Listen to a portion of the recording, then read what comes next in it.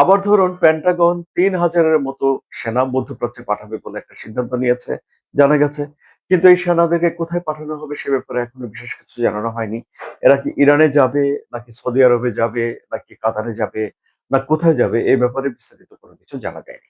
আবার এই যে ২,৫০০-এর মতো মেরিন সেনা পাঠানো হচ্ছে, অনেক মেরিন সেনা এপ্রিলের মাঝামাঝিতে গিয়ে পৌঁছাবে বলে ধারণা করা হচ্ছে। আবার ইরান এবং ইসরায়েলের ভেতরে এই যে মিসাইল বিনিময় চলছে, সবকিছু মিলে আসলে পরিস্থিতি একটা ধোঁয়াটে পরিস্থিতি সেখানে তৈরি হয়েছে। যদিও ডোনাল্ড ট্রাম্পের কথায় একবার মনে হয় যে তিনি যুদ্ধটা বন্ধ করতে চান, কিন্তু আবার অনেকে এই কথার উপরে আস্থা রাখতে পারছেন না।